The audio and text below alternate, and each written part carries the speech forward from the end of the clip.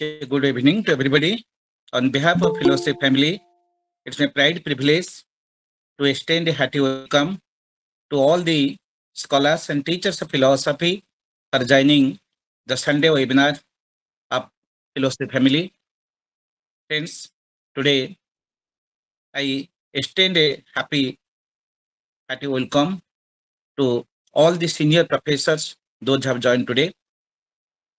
Today we have invited a very brilliant scholar of philosophy, Madam I.V. Mukharjee, the research scholar, Department of Philosophy, University of North Bengal. Today, she will speak on a very fundamental topic, that is Friedrich Nitzsche on truth and knowledge. You know, Nietzsche is a German philosopher and cultural critic, and he argued that truth is impossible for him. There is no universal objective truth, and the concept of language are powerless to communicate the total truth. He believed that human body contained more knowledge than that of the philosopher's taste. So we all are not aware of the entire philosophy of Nietzsche, and Madam Mukherjee today will unfold different perspective of Nietzsche. This talk will be very benefiting for all of us. And today we are waiting for speech on this occasion. I welcome Professor P.K. Das and Dr. K. Umnan Rao to be with us. And with this, once again, I extend a hearty welcome to all of you and request Madam I.B. Mukherjee to commence her speech. Thank you so much, Dr. Kailash Chandra sir, for this wonderful introduction. Namaskar. Good evening to the professors, research scholars, students, and other dignitaries present here. I am Ivy Mukherjee, PhD research scholar of Department of Philosophy, University of North Bengal. I am working under supervision of Professor Dr. Kaushik Juardar sir. My area of research is existentialism. I am very much honored and thankful to the philosophy family for giving me the opportunity to present my paper here as a talk. I am especially grateful to Dr. Iyer sir for being so inspiring and patient with me. As you can see, as you can guess, I am a very young scholar and I have just started to work. So while reading existentialist philosophers, I came across Friedrich Nietzsche's philosophy and became interested, so wanted to explore it.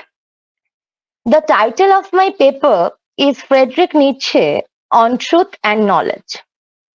The objective of my paper is to show what Nietzsche means as truth and knowledge, and if we believe in his view, then how communication is possible. So, not doing further delay, I'm just starting. So, I'm starting with my introduction about Nietzsche. Nietzsche was a philosopher ahead of his time. He did not get recognition when he was alive. People misunderstood him, and after a decade, he came to light with the right kind of understanding with Walter Kaufmann. He was he has been very much criticized and is a controversial philosopher. Nietzsche was a German philosopher born on 15th October 1844. The day was also celebrated as King Friedrich Wilhelm IV's birthday. He has seen his birthday to be celebrated as a national festival in his time. He was named after the king himself. Nietzsche's childhood was not so impressive or happy. He lost his father at a very young age and grew up in a woman influenced environment, which he disliked very much. We find the agony in his writings also. He was a good student throughout his academic life. He was affluent in ancient Greek, Latin, and German literature and theology. His first book, The Birth of Tragedy, was not celebrated much. Nietzsche's philosophy evolved over time. Throughout his books, we find many shades of him.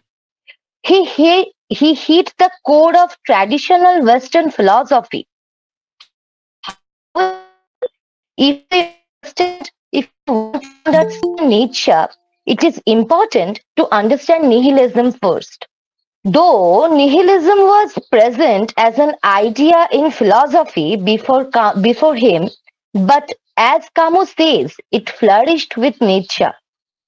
The word nihil means nothing, and in simple words, nihilism means not believing in anything. Nietzsche rejected all religious and moral principles, and he declared the death of God. Nietzsche's nihilism does not only limit itself to denying the existence of God or any metaphysical reality or universal truth. The death of God can be seen as an opportunity to create individual morality, individual meaning of existence. If we go through Nietzsche's philosophy, we find two sides of him. One who destroys everything with glory by running a bulldozer over age old beliefs, and the other one is one who creates monuments in the ruins. Let us now see how Nietzsche views truth. Nietzsche's view on truth. According to Nietzsche, there is nothing called truth. Truth means here absolute individual truths. In Twilight of the Idols, Nietzsche shows how the true world finally became a fable and a history of an error in 6 steps. The first three are quote 1. The true world attainable for a man who is wise, pious, virtuous. He lives in it. He is it. 2. The true world unattainable for now, but promised to the man who is wise, pious, virtuous. 3. The true world unattainable, unprovable, unpromisable, but the very thought of it a consolation, an obligation, an imperative. Unquote. In Twilight of the Idols, Nietzsche attacked Plato, Christianity, and Kant. Through these three steps, according to Nietzsche, the problem with Plato was that he was the first one to divide reality into two. To Plato, the world is the world of ideas that can only be known through reason, and the world we experience is not true in that case, in that sense. It is a copy. In Christianity, the idea of a true world resides in the idea of a promised afterlife, God. In the case of Kant, Kant distinguishes between noumena and phenomena, where noumena is the true world and can never be known. We can only know phenomena.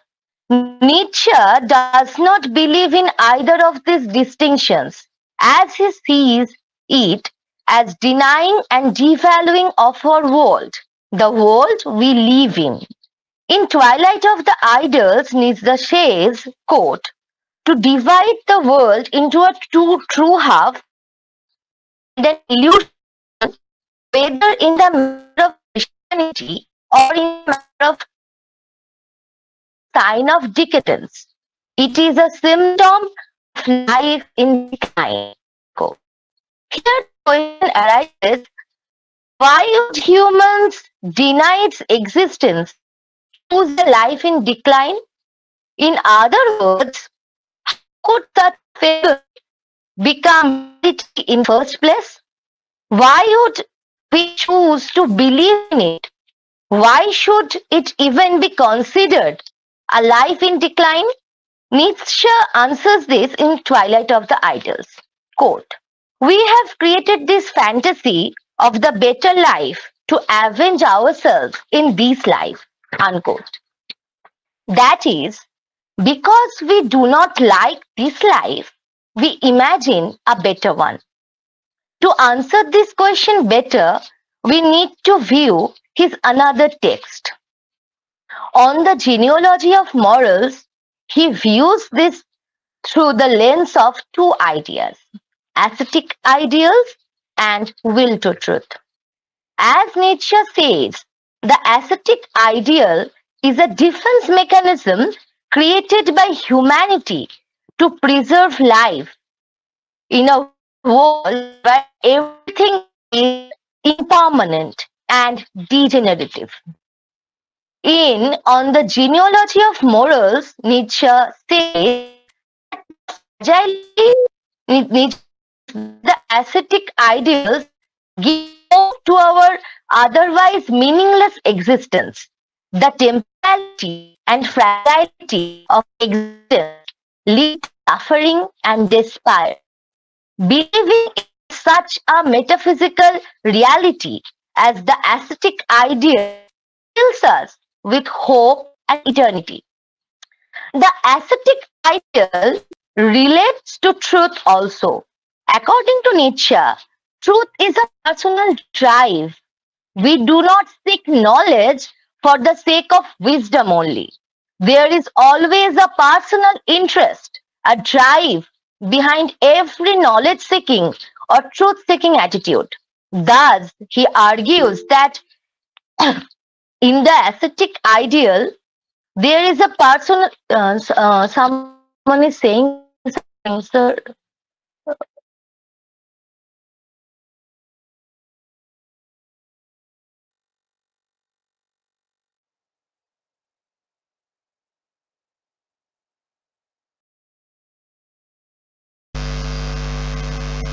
Hello? Am I audible?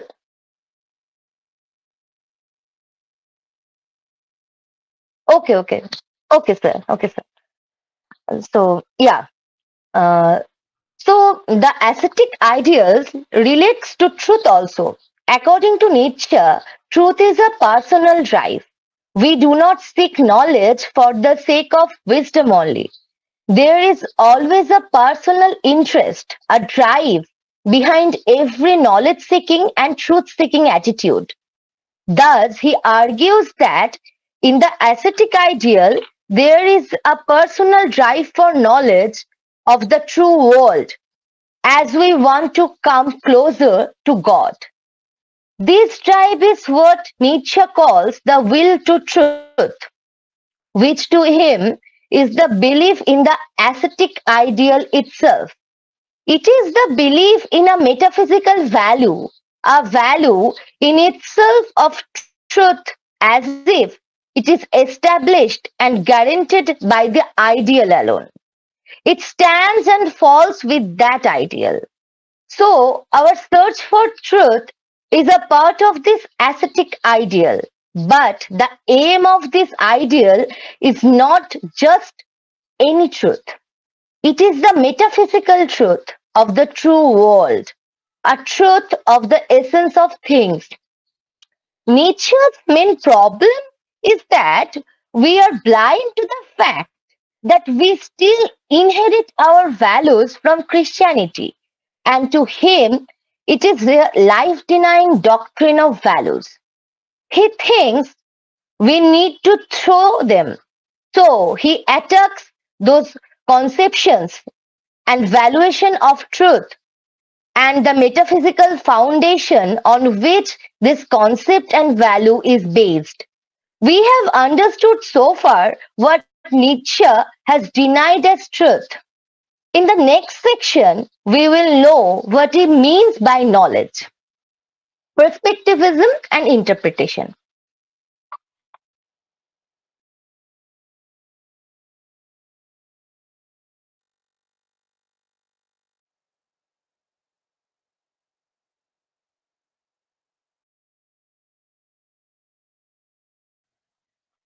Nietzsche's theory of knowledge can be stated quite simply. We don't have any objective knowledge at all. We have already understood that Nietzsche rejects any objective nature of truth, knowledge, and reality or any essence. What he advocates is perspectivism.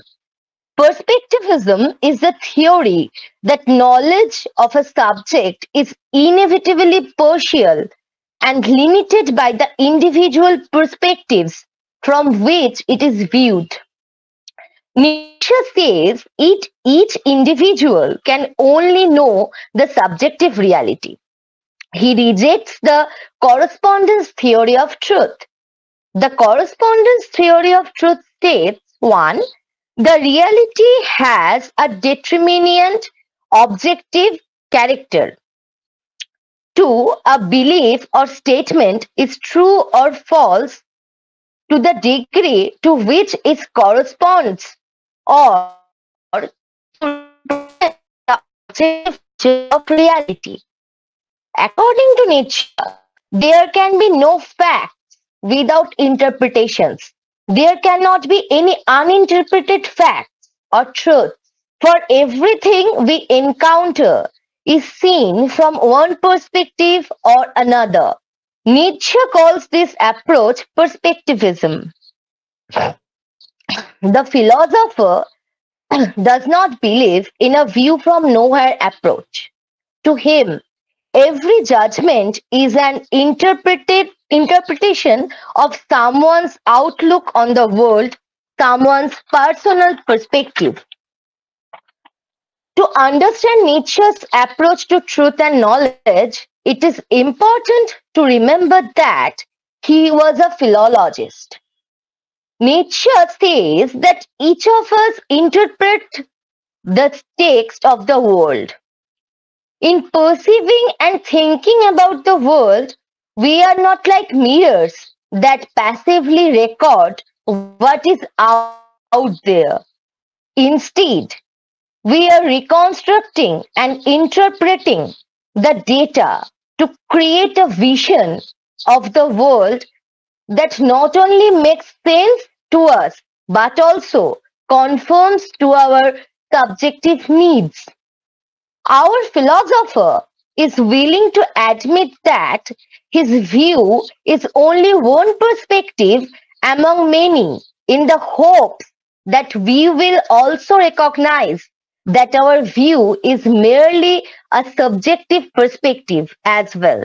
As Zarathustra says, this is my way, where is yours? We cannot compare our conflicting perspectives to reality in order to decide which one is correct because all we have is reality as interpreted from some personal standpoint. Nietzsche's perspective, yours, mine, or someone else's. If there is no objective truth, if all human judgments are nothing more than interpretations, then our philosopher concludes that we should live our lives with a spirit of experimentalism. That is, as he states in the Gay Science, the proper response to an idea is not to ask, is it true? But to exclaim, let us try it. A great thinker is one who sees his own actions as experiments and questions. By experiment, Nietzsche means testing an outlook by dwelling within it and seeing whether it enhances or diminishes one's life. In the final analysis, the superior ideas for Nietzsche are those that are the most life enhancing, the most useful, or even the most interesting. Thus, he stressed upon variety rather than certainty. Truth as construction. My next point. Quote. Truth is therefore not something there that might be found or discovered, but something that must be created and that gives a name to a process, or rather to a will to overcome that has in itself no end. Introducing truth as a processus in infinitum, an active determining, not a becoming conscious of something that is in itself firm and determined. It is the word for the will to power. Unquote. It is from Nietzsche's book, Will to Power. We have seen that there is nothing called objective truth. There are only perspectives and interpretations in the name of truth and knowledge. The only truth we can know is through lived experience. The kind of truth the philosopher wants us to believe is our own truth. Individuals construct their own truth. We create our own meaning through will to power. This belief is very much present in existentialism also. We give meaning to our own life by taking responsibility of our freedom. Nietzsche's central idea of his philosophy is will to power. To Nietzsche, we do everything because of this will to power. Will to power is the force that drives and shapes our every action and decision. Will to this will to power does not inspire us to become powerful like Hitler. This is a negative sense of power. Nietzsche does not talk about this kind of power. Rather, it sets its ideal towards the great poet Goethe. Man becomes Superman through will to power. Creativity is the epitome of being a Superman.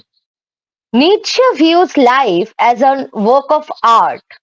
Art does not limit itself to any single expression of artistic pursuits. Rather, Nietzsche views life as a work of art. Self-transcendence is the way here,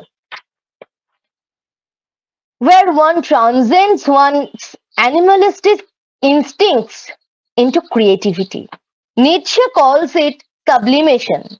In simple words, sublimation is transformation, transforming our animalistic desire into creative pursuits is sublimation. Sublimation can only happen through will to power. Now I would like to come to the concluding part of my talk.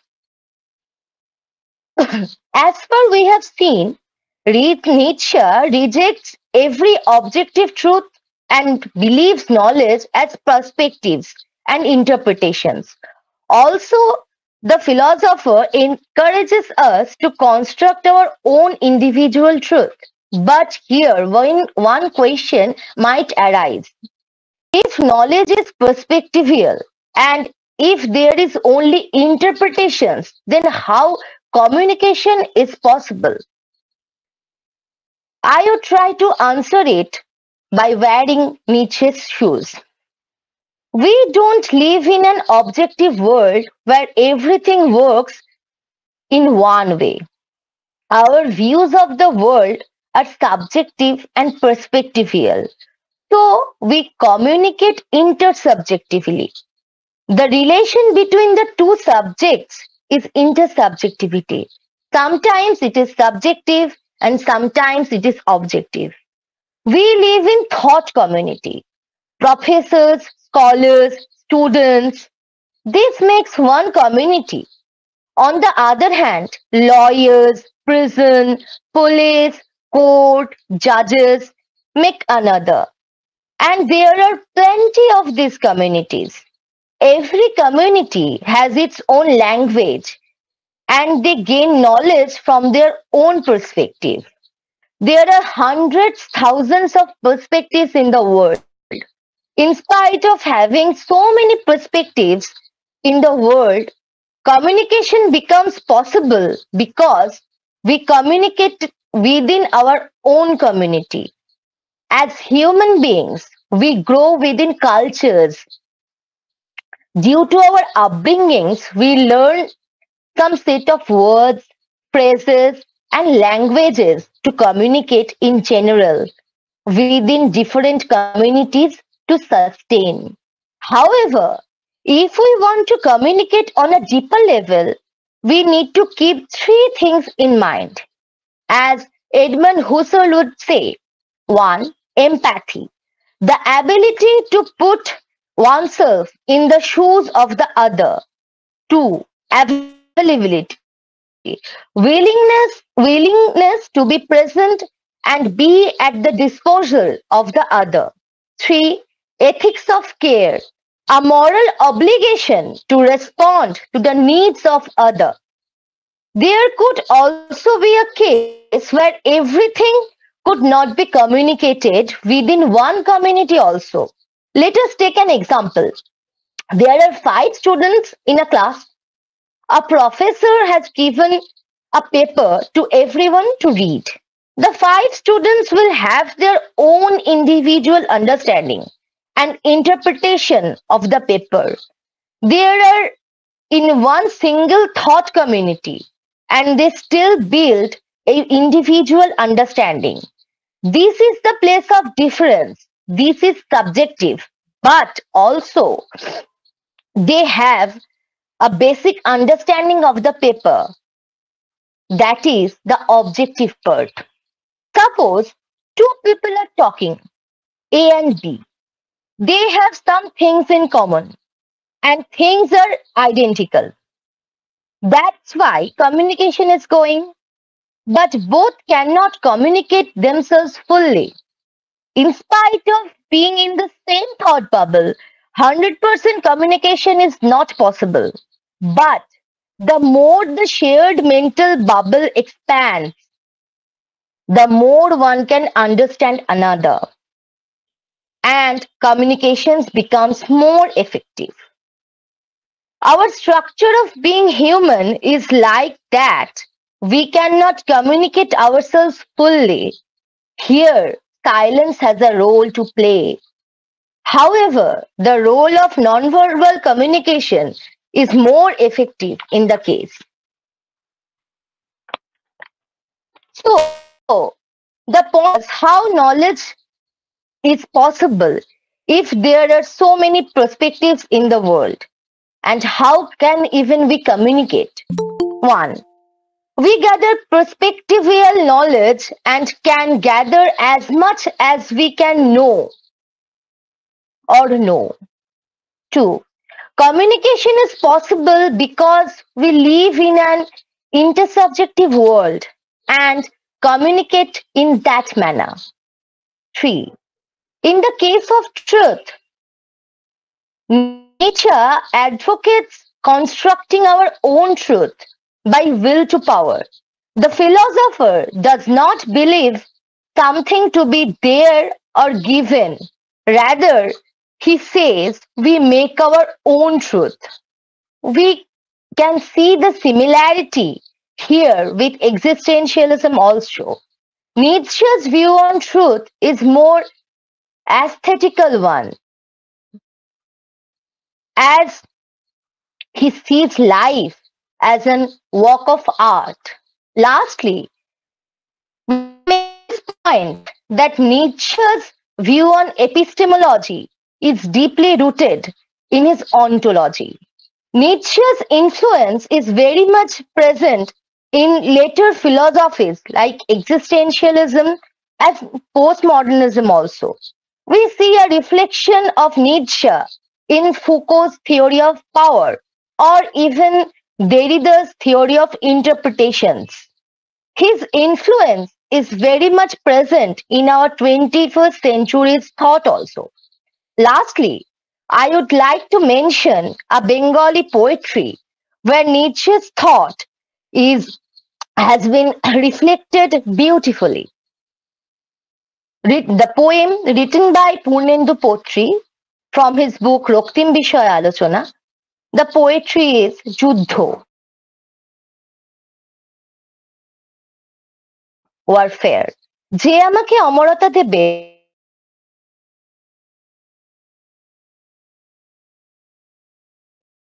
in English while translating it.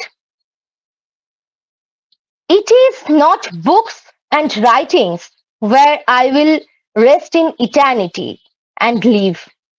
It is the struggle of my being conquering against itself. Namaskar. Thank you. Thanks so much, Madam Mukherjee, for your very beautiful and comprehensive talk on the topic. And today, your talk on uh, Friedrich Nitzsche on truth and knowledge has very much benefited all of us. And you have said that how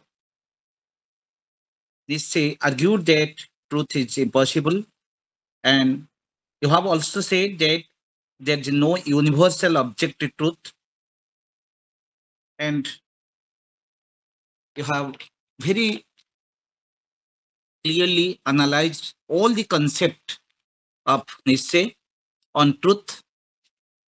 You have also given your perspective on Nietzsche's understanding on the knowledge of that Nietzsche has clarified in his perspective that we do not have the objective nature of knowledge, and each person has his own perspective, and knowledge is viewed from one's perspective.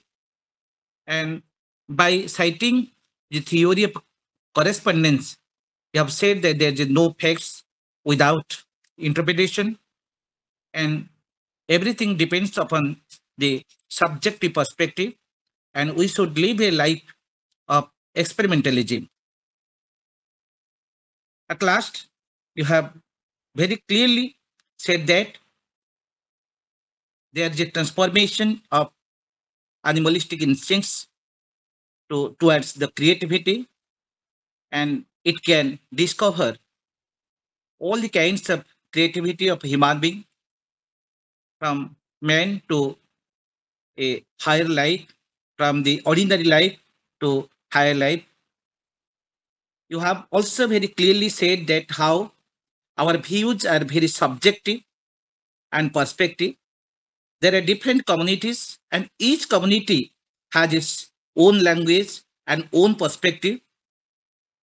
We also grow with our culture. We are living in the world culture, and there is also the cultural perspective, and the man of one culture has to understand the other culture from his own perspective. There's the intercommunication, there's the intercommunication, there's also intercommunication, according to which a man perspects, man see the world.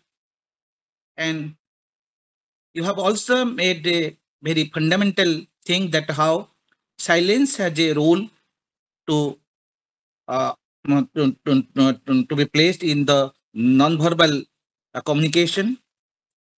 And towards the end portion of a talk, you have given the concept of will to power. That is a fundamental aspect of Nietzsche. And there you have said that how we the human beings can make our own truth, and we can view other culture, other subjects from a perspective. And the epistemology, that Nietzsche has is based on the ontology, which is based on existentialism and postmodernism. You have given very clear concepts of your own understanding of Nietzsche philosophy, and by discussion, your subjects, your understanding to the webinar will be very clear, and the discussion of other learning participants of this webinar will make the webinar very fruitful, and it can enhance other creativity that we have. Now, I would like to request Professor Dr. K. Omnan Rao to carry on the interactive activity. Over to Dr. Rao. Namaskar, everybody. Thank you, Dr. Maharana. Also thank the speaker, Ivy Mukharjee, for a good speech. Nice one indeed. Well, let us. Thank you, sir.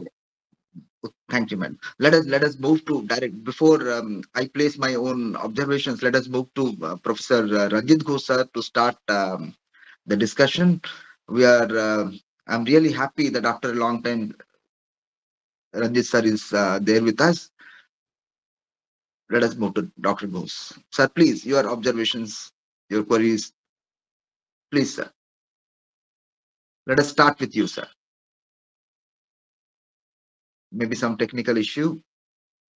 I'll wait for half a minute. Yes. Professor Ghosh is there. Yes, sir. Please, sir, your views, please, to start with, sir. Yes. Yeah. Namaskar, sir. Thank Please. you. Thank you, Dr. Rao. I am out of touch with this philosophy family seminars all these days because I am not in Orissa. I am now in Mumbai and I have some other things to do here. So I'm not joining you properly. Last time I joined, but I could not interact with the session. Anyway, we must thank the young scholar for entering into Nietzsche's philosophy in a very nice manner, discussing the knowledge and truth of Nietzsche. Now, one thing, my reading of the Nietzsche, she should inquire over it. Nietzsche has been branded as a nihilist. So, after going through the epistemology and ontology of Nietzsche, it becomes very important for me to decide as to whether, because Nietzsche is a nihilist, he is propounding such type of versions of knowledge, truth, and reality, or his version of knowledge, truth, and reality is actually leading him towards a nihilistic philosophy. This is to be decided because you see, everything that Nietzsche is saying that the theory, the perspectivistic theory of truth, that his questioning the moral and religion, the objectivity of moral and religious views. So all these things are coming out of his own lifestyle of a nihilistic lifestyle. I consider Nietzsche to be. For this reason, he has given all these type of versions, and in order to conclude that that life is meaningless or life is nothing, which has been well taken by the existentialist philosophers afterwards to discuss on this issue. Because you see, Nietzsche had a very tragic sense of life, and ultimately he had a very tragic death. The last word, last sentence which he uttered to his mother, that, Mom, I am becoming dumb. And that was the last word, last sentence that he uttered. And ultimately, next he died. So, this type of situation, that life is meaningless, this has been taken by Faulkner and others. We know the existentialist philosophers, and Nietzsche, so far as our young scholar has given, if we confine to that only, the knowledge and truth, it is also having many things to discuss, because there is no objectivity. Truth is not objective, it is subjective. and then truth is a type of knowledge is a type of interpretation or perspectivistic, as we find in the Jaina philosophies of India. So in this way, we can bring certain parallels. But ultimately, when we get this tragic sense of life, this is coming from Nietzsche's life itself. These are some of the observations, and the young scholar, if she can pursue these things more and more. Thank you. Yes. Would you like to respond to the observations, or should we continue with other observations? Um, Please, the scholar. Huh? Okay. Yes. Would you like to respond, Like madam? this,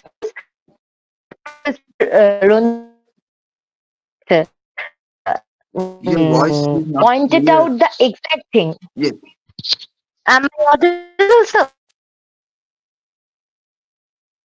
Am I audible? Yes. Now audible, madam. Please carry on. Now audible. Okay. Okay. Sir, point out it be as well. Maybe there is a network issue. Yes. Yes. Now you speak. Now you speak. You go put off your camera so that you can have a better access to the network. Put off your camera for a while. Sure, Just sir. Sure. put off the camera. Just yes. Now you speak. Yes, sir. Sir has a Ranjit sir pointed out when we talk about nihilism, what first comes to your mind that why uh, why we are believing in nihilism. Actually, I just want to point out a thing.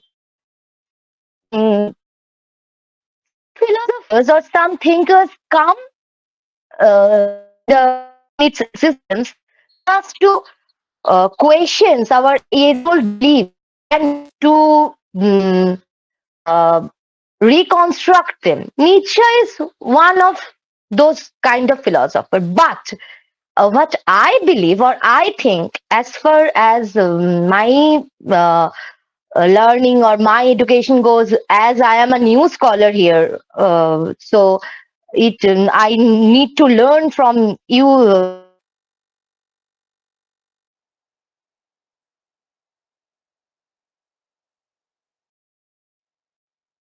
Yes. Some network issue. Let us wait for a while.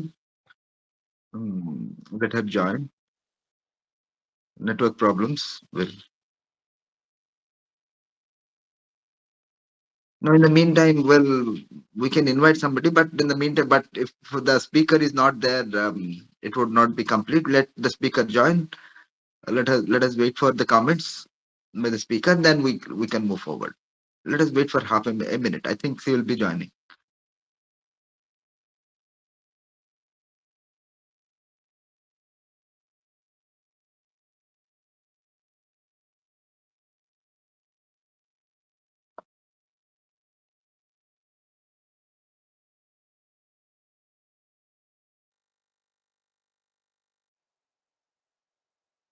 In, hello, Dr. Yes, Rao. yes, sir. Actually, Yes, actually, actually, let other speakers put their observation so yes, that yes, yes, yes. The okay, speaker yes, joined. yes, Yes, yes, yes, yes, yes, yes. Carry yes, on, carry on. yes. Sorry, there was a network issue. I just left.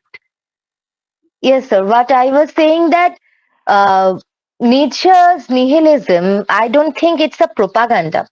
Uh, uh, and I think what he felt, and actually nihilism, with the beauty of Nietzsche's philosophy, it just doesn't limit itself in nihilism. What he is saying that by will to truth we can become Superman, and he is, I think, more an optimistic way of life. He is more of an optimistic way of life rather than being pessimistic, because what his philosophy is comes from his lived experience, that is true, but his philosophy doesn't end in nihilism. And as I was saying, that some thinkers come to just uh, just hammerize the age-old belief, and I think we can accept them as they are. That is the beauty of their philosophy. Thank you. Hello, the thing is that you see, when we read Nietzsche, we have to read Nietzsche along with Schopenhauer's philosophy. And Schopenhauer's philosophy ends with pessimism. And Nietzsche tried to free himself from the pessimism of Schopenhauer, but entered into a nihilistic philosophy. Now the thing is that is actually the very difficult issue to decide as to whether in his personality he was a nihilist and therefore he propounded such a theory, knowledge, truth and reality, or all these things are leading to his nihilism. So this is the thing which actually puzzles me till now, that what actually Nietzsche wants to say. He was definitely, because somebody declaring that life is meaningless, we have no identity, everything, we are nothing. So when we are entering into the domain of nothing, many things are coming into, so we just cannot decide. Actually, these are the outcome of his philosophical speculation, or it is just coming out of his own temperament. So because if we go through the biography of Nietzsche, we find that maybe these things are coming out of his own things. He was not ready to accept anything as true. And so in this way, he tried to propound such a philosophy. Anyway, he was a great philosopher, and you have tried very nicely to enter into his theory of knowledge and truth, and carry on with your work. Thank you. Thank you, sir.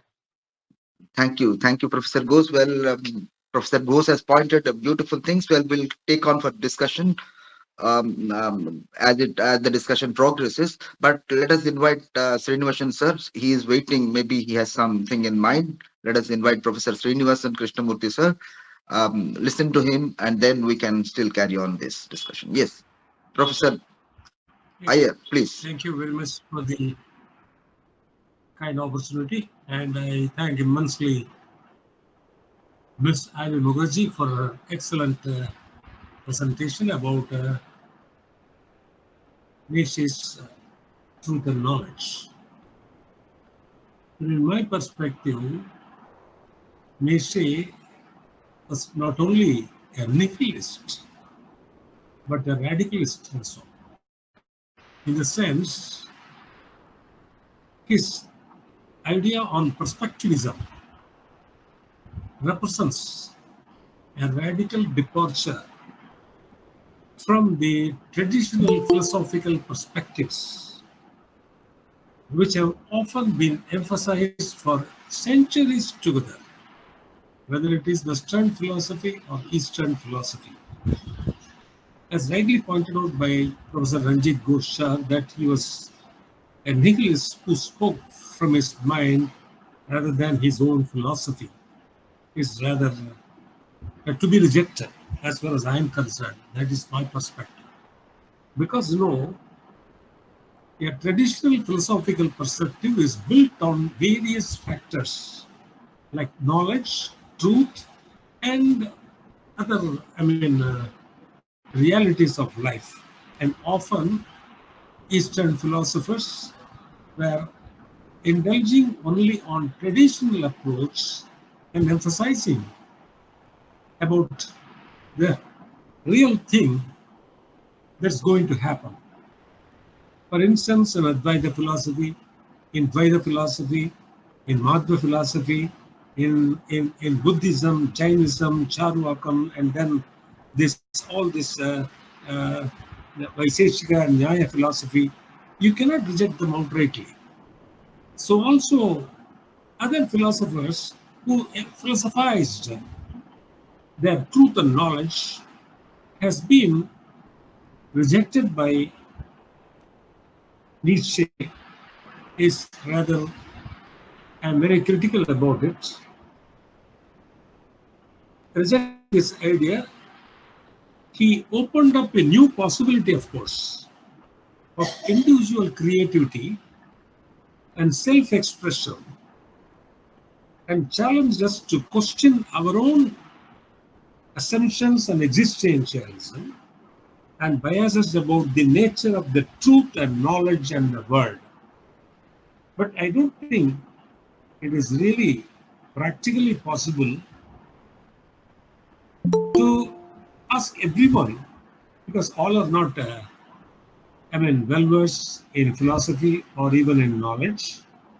Very difficult to educate them and very difficult to understand. So we have to follow the traditional approach. He is migrating from that, the traditional approach, to modern approach, which is rather a kind of nihilist approach. What is your take, Ivy Mukherjee, on this? That I really don't approve of Friedrich Nietzsche's philosophy of the truth and knowledge. I would like to hear more from you about this. Still, my mind is not clear because I cannot think what is just more than, enough. I have to be guided by someone. For instance, Madame Petrona Blavatsky said that in theosophy, Satyat Nasti Paro Dharma, there is no religion beyond truth. So that has to be accepted. So like that, every one of the philosophers has philosophized and emphasized the need for following their path. And this is my perception.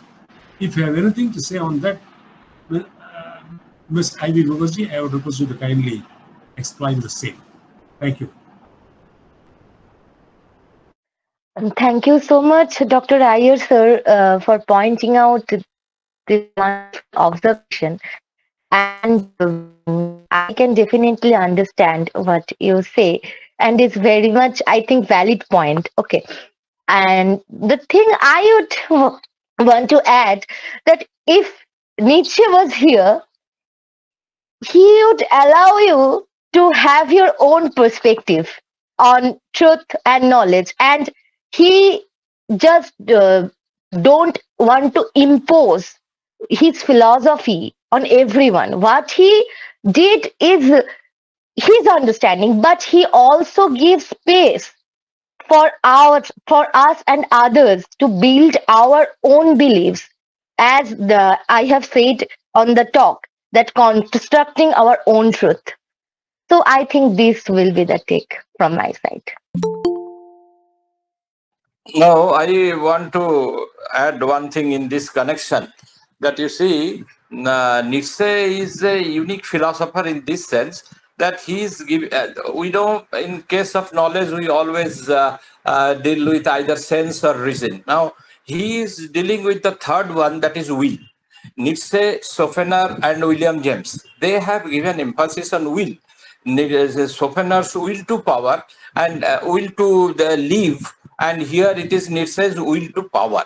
So this will is playing a very important role throughout his epistemology and ultimately in his metaphysics.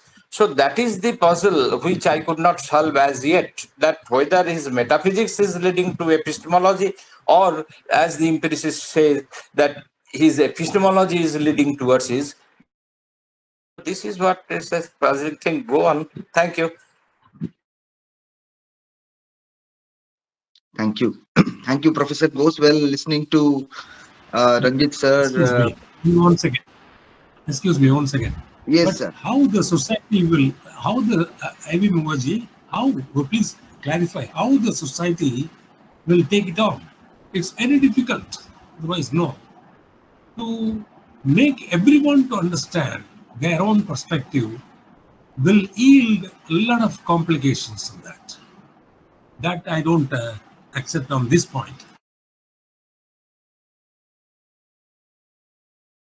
So, well, yes. So, listening to So what Professor Srinivasan is saying, then we have to go through the book Madness and Civilization, and there we will find that how this Nietzschean premises has led to a conclusion that what is the status of the modern civilization. This is just my humble submission. Thank you. Sir, pranam sir. It's Ambika sir. Ranjit sir ko pranam Yes, kurchi. yes, yes, continue. Yes, please. Om Narayan Rao sir and Pramod sir and Kailash sir. Pranam sir. Sir, actually thing is that I have an answer for Srinivasan sir. Nietzsche has already said that will to power plays a vital role. If you are taking the power to yourself, then only you can make others convinced to your statement. That is what he meant. So will to power plays a very vital role with Nietzsche, I believe. And to my understanding, I feel that once a person who faced life's difficulty, he has faced all the difficulty of political scenarios. Germany was broken into 16 pieces while he was there and he was thinking about Germany. And his idea was that how to unite Germany through the power of youth. So that was his idea. And as he was a professor in Basel University, professor of philology, so he used to communicate with his students and say that who is going to take the charge of Germany? Germany has been divided. And who is going to take the charge of Germany? When that came into existence, from there only he started writing literature in order to inspire the students also. He had tried to inspire every students. And when he faced every difficulties, that was a political difficulty. Then again, he has a personal difficulty where he faced life's difficulty. He was into schizophrenia. He was lost in his personal love life, and many things happened. Many tragic things happened with him. But basically, he is more like Kafka. How Kafka has been punished by his father. He used to stand outside his house. His father used to punish him because he wanted to make Kafka man. But Kafka took it in a different way and started writing all the literature like Metamorphosis, which led to explain that Kafka has directly said he has answered his father through his literatures. So I don't feel that Nietzsche should be considered as an existentialist. He is more of an empiricist, I believe. He is an existentialist because he comes with the rays of people like Sofenier, Camus, and Franz Kafka, Fyodor Dostoevsky. That is why we call him an existentialism. But when he says about truth, his suffering, and expressed his suffering into literature, and said many things like Franz Kafka. And he said that truth is not objective. One has its own truth.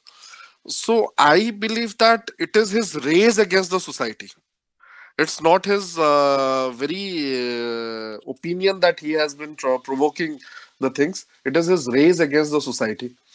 He wants to say that whatever you feel, you just do, take the power and rule the world. Or else world will never let you to live with peace.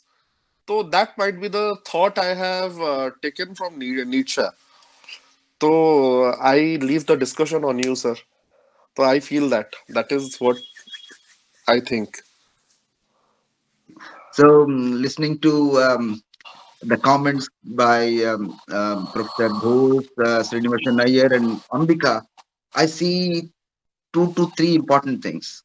Wherein I found in Ambika a primacy initiate towards the will to power. And if I connect this to Professor Srinivasan Iyer's position, that Nietzsche has opened doors for individual creativity. So It was a place, it was a time when things were not changing and a change was required. So a sort of autonomy was provided wherein you come up with your perspective. Okay, so when you are in a perspective, so if I connect again to what IV Mukherjee she talked of, establishing truth and knowledge becomes difficult unless and until the perspective is not clear. So that is the problem which Srinivasan Krishnamurthy sir points out. Well, Mr. has opened doors for creativity. But the problem in establishing truth and knowledge is the perspective that Mr. is taking in. Now I have a will to power and I have my perspective. And as Ambika has pointed out, that this is the will to power that establishes my perspective. But unless and until I define my perspective, unless the opponent comes into my perspective, nothing can be established. There can be no knowledge. There can be no truth. So if the society runs in with that perspectivism, where is the connectivity? So that is the central issue which we need to address. Maybe I'm trying to sum up. But in this J, what is more important is, as even IV Mukherjee has pointed out, that there is a great focus on the lived experiences. As Ranjit Gosar has pointed, that Nietzsche has gone through a lot of pain in his life and he has come across situations where his own identity was in crisis, where he felt the life is meaningless. So facing through phases, okay, now giving a sense to the lived experiences. Okay, now the experiences do differ, the perspectives do differ. Well, there is a scope for creativity, but where we finally come in, where we finally, okay, reach it. So that is the problem. If I connect all of them together, so that is the problem that we need to address. How to connect, find at the end of the day, how to connect. How, if you don't connect, so truth is something which becomes personal, private, subjective, and I have my own definition of truth, okay, to a perspective. If there is a will to power, and there is a will to power, and I'm convinced to that perspective. If a greater section of people they come to that perspective, then maybe something may happen. But that is difficult, which Srinivasan sir has in mind. That is the difficulty that he's pointing out. Well, from others, Professor Ghosh, please. Dr. Rao, one problem is there when in the concept of autonomy. When you are talking of autonomy, obviously we have to add moral autonomy to it. And Nietzsche was against any form of morality. He was trying to reject moral. He was trying to reject religion. All the existing things he was trying to reject. So when if we go by even perspectivistic theory of truth, then truth becomes subjective. Now, when truth becomes subjective, then if my truth is, I claim that it is true to me, then considering that it is coming from my belief and I also believe it to be true. So if that be the case, then what happens that the autonomy of this is my autonomy, and my autonomy of expressing myself is a moral autonomy. So then again Nietzsche will be in trouble to discuss autonomy as a concept in his theory. Thank you. Well, Ambika, would you like to say something on this? Maybe you are working on Nietzsche.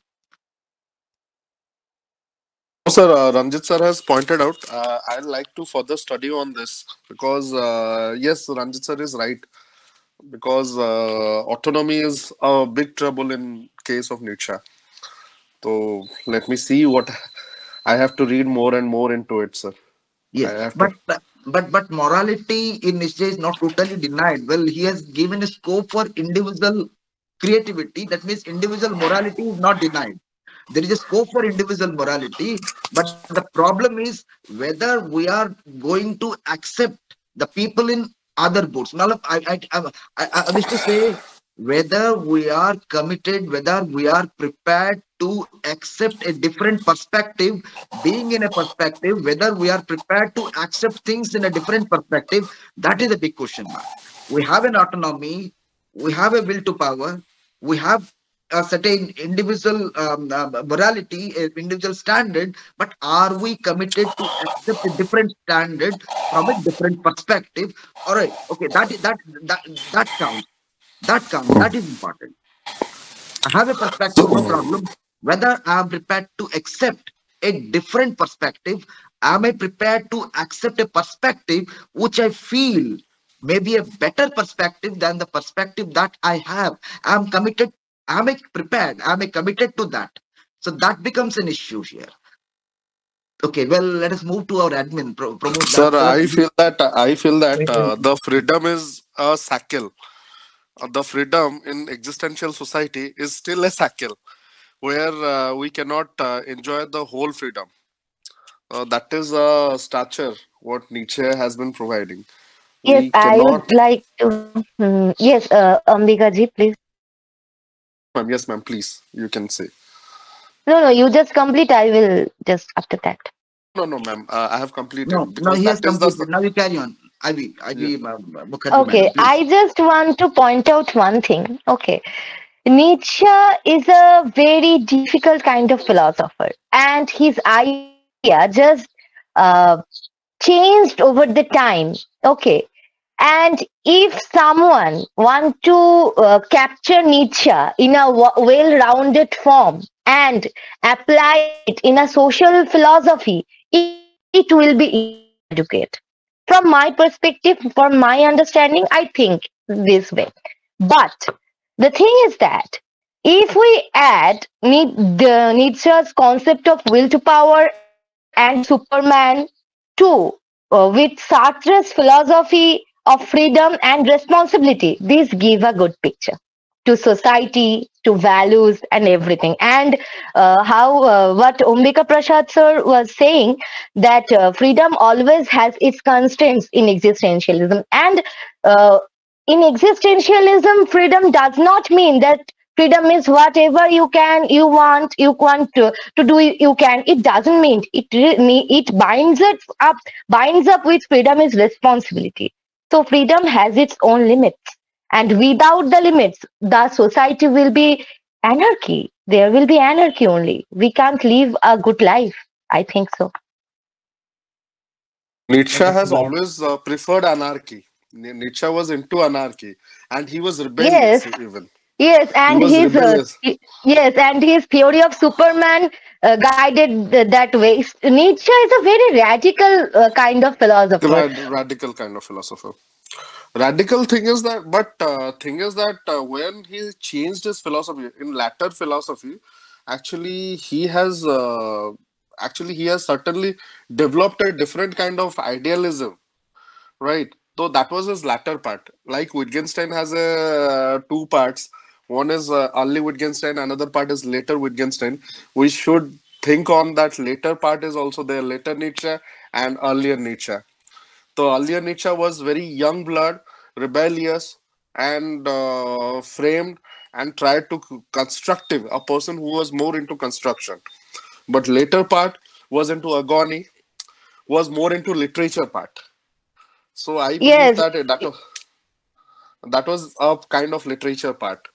So whatever he has been doing, that was during his last days, it was purely a literature, and whatever his contribution was the beyond good and evil. He has never limited that a person should be good, a person should be evil. We cannot consider that. That is a bigger platform, and every individual has its own individuality to play their own game. That is what Nietzsche has conveyed. I believe that, according to my knowledge. So it is. So, ma'am, yes, ma'am. You can carry Okay, on. let us move to our admin. Ivy, Ivy, yes, Actually, before yes, that, hello, Dr. Rao. Yes. Uh, Um. actually, Um. before moving to No. admin, I have to speak something. Okay. Okay. Carry on, please. Okay, Madam Ivy has discussed on the movement of man or the transformation of man to Superman. Sri Aurobindo has also discussed the transformation of man to Superman and mind to Superman.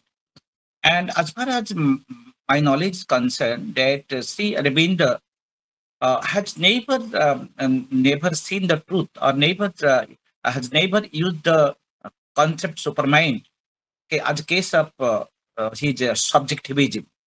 And his perspective is also not subjective.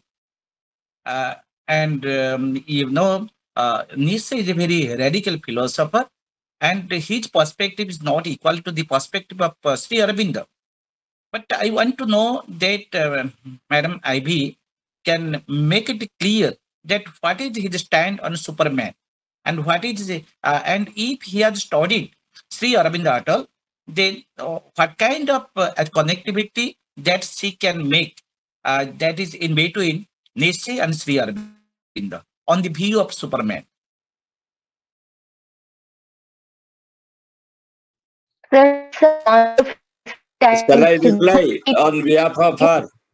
Now, Kailash Babu, the Professor thing Gupta, is, Yes, yes, yes, please, yes, sir. sir. Pranam, Please, sir. sir. Pranam, Professor sir. Gupta. Pranam. the thing is that Aurobindo is giving a spiritualism, but Nietzsche was out and out a material philosophy of, he expounding a philosophy of materialism and empiricism. So the Superman idea that is coming out of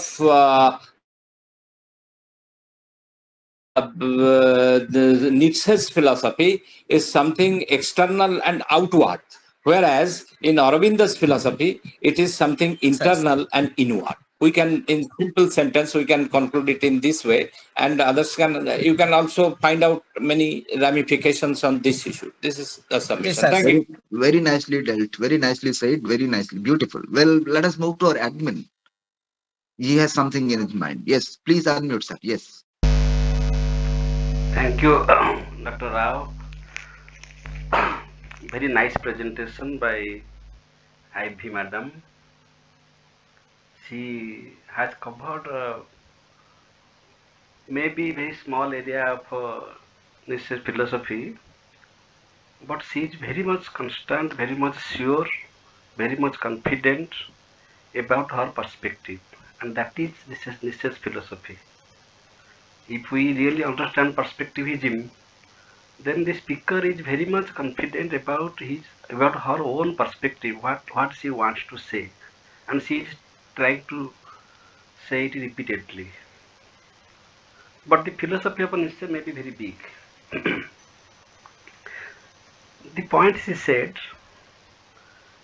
that we have to accept the hardest truth, the hard reality that we have to accept. Philosophizing, overthinking about something, that's speculation, these are separate things. We may do that in our leisure time.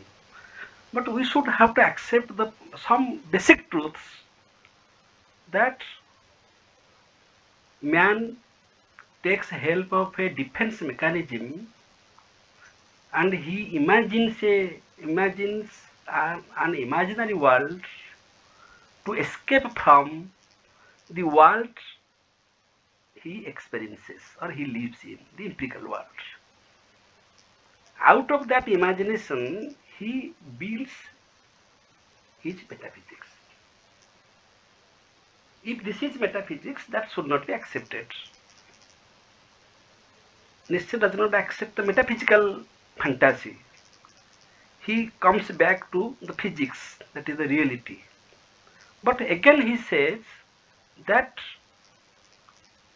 the physics cannot be understood, because the mechanism of knowing the physics or the reality is perspective only. No fact is there without interpretation. We don't know the fact.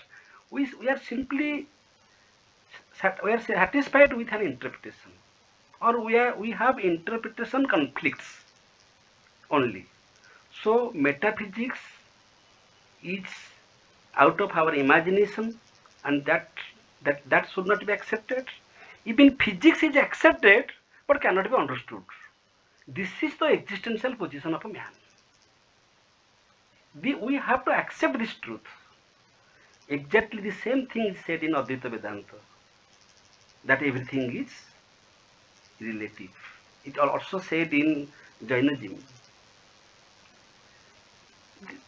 this is and the philosophy of Nietzsche is optimism, I can say, and he's an optimist, as Ivy Madam said, that if this is the position of a man, then man has a third door.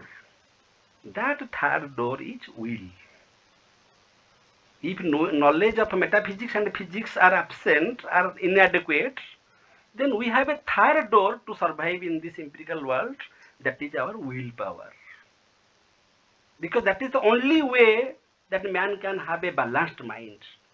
If we don't understand the reality, we live in fantasy, we live in Maya, then no, that's all right. If we really understand the truth, that reality cannot be known, and the imaginary world is really imaginary, even if we take it as a defense mechanism, then we have a third door, that is willpower.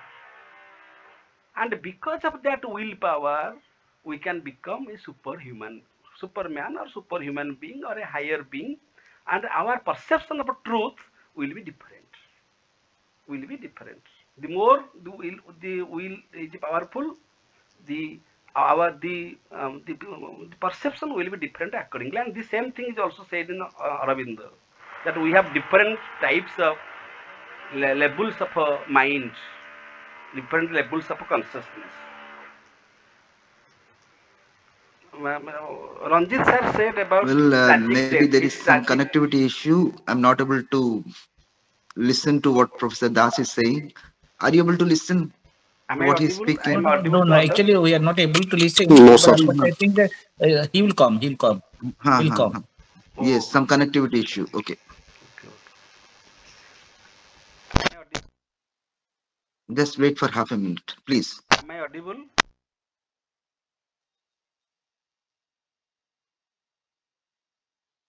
Nothing is audible, sir. Nothing is audible. Your voice is breaking.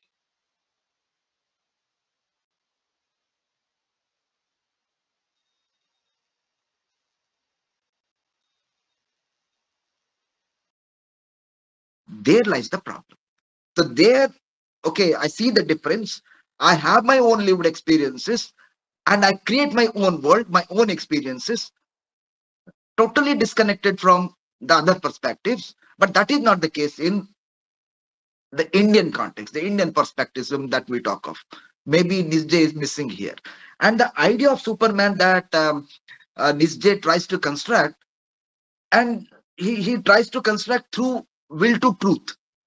When the question of truth itself is in a state of being questioned, what sort of truth it is. Through will to truth, one can elevate to be a Superman. What sort of Superman he is, and what is that truth? Okay, so that is again difficult to understand. Through will to truth, as Madam has said, through will to truth, one can elevate to be a Superman. What is that Superman, and what is that will to truth, and what is that sort of truth? Because it has failed to be communicative. Okay, it is something purely subjective. Maybe to a great extent it is subjective. What is that truth, and how it can build a Superman, and who is going to define that he is a Superman? So I have certain problems in mind. Well, Ranjit Ghosh sir or anybody other may clear up here. Now, you see, the thing is, he never uses this thing, will to truth. He is using will to power. He has given the perspectivistic theory of truth, and which is the outcome of the human will. That is what he is committing. Because unless he accepts a third thing, like in the source, as a source of knowledge, will, then this our reason and sense will not help him to give any perspectivistic theory of truth. In that sense, he is rather logical in giving. But the thing is, many suppositions that Nietzsche is giving us, at times they seem logical conclusions, at times they seem contradicting each other. So that's why he is becoming, as Ambika has said, that he is being treated as a radical philosopher, you see. But because he is denying the objectivity, is denying the objectivity of morals, objectivity of religion, everything, objectivity of societal living. So he has always given the impression that this will to power can lead oneself to lead to live one's life, because he was influenced, as I told you, he was influenced by Schopenhauer, will to live, and that will to live which Schopenhauer gave is leading us to a pessimistic philosophy, a philosophy of pessimism. But definitely Nietzsche has given a nihilism, a nihilistic philosophy, but he was never pessimistic. So then it is another important factor in Nietzsche's philosophy that the nihilism also accommodates the optimism of life. He never says that you have to live of your own. You have to do something of your own will. So this is the rhetorician that when he is making, we cannot say that he is pessimistic. He says that life must go on, but because the will to power will lead you to such a such type of life which you want to be. So in this way, we can interpret Nietzsche. Thank you. Thank you so much, sir. Well, let us move to our admin back because he was in his perspective, but we were disconnected then. Nothing we were able to hear then. Now he has come back to connect our perspectives. Welcome, sir. Yes. Not audible, sir. Am I audible? Now audible, sir. Audible, sir. Okay. I totally agree with the speaker. Initially, she said that, and now Ranjit sir is also admitting that Nietzsche is not a pessimist. Nietzsche is an optimist. His philosophy is a philosophy of optimism. He is giving the slogan that if you are really a human being, then come forward to accept the truth, the fundamental truth, going beyond any philosophy, any socialism, anything else, any ism. What are the truths? Number one is human psychology is so constructed, he always becomes dissatisfied with his present existence, the available empirical world. And for that, he takes an imaginary world for its defense mechanism. And that imaginary world, out of that imaginary world, he builds up the metaphysics. This helps. How the contradiction? The contradiction is, he is saying that metaphysics is the creation of human imagination, and this is a natural flow of human psychology to create the metaphysics. But this should not be accepted because this is not real. Now come back to the reality. What happens in case of reality? We should accept reality, but reality cannot be understood by knowledge. This is also said in Jainism. This is also said in Advaita Vedanta. That whatever we claim, and this is also said by Kant, the noumena is unknown and unknowable. The phenomena is also the phenomena is also not real. Sorry, phenomena is also not knowable. Am I saying correct about Immanuel Kant, Dr. Rao?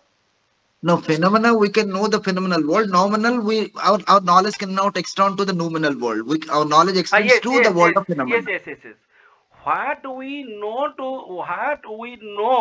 or can know is not real appearance.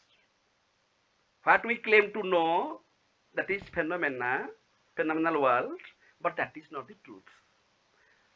And what we can know, cannot know, that is noumena. Anyway, we shall discuss about Nietzsche's philosophy. Nietzsche is claiming that we have to accept the truth that both physics and metaphysics are subjective.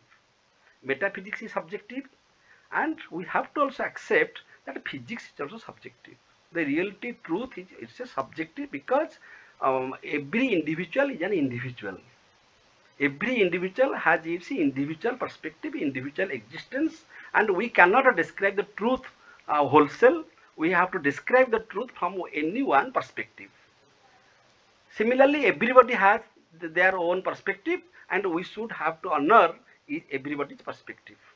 We have to accept this truth, that the reality cannot be understood, cannot be known, and metaphysics is a natural outcome of our psychological defense mechanism. We have to accept this.